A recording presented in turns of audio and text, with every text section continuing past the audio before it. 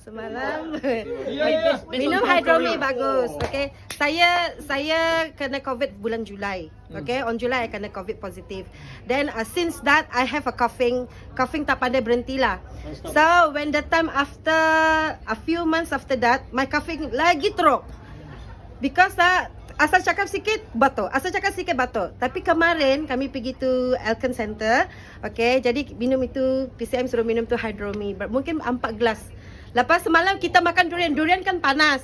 Dalam hati saya mesti batuk lagi. Tapi balik saya cakap, Afin tanya saya, mana you punya batuk sudah? Saya cakap macam ada. Sekejap lagi ada. Tapi tak ada sampai sekarang.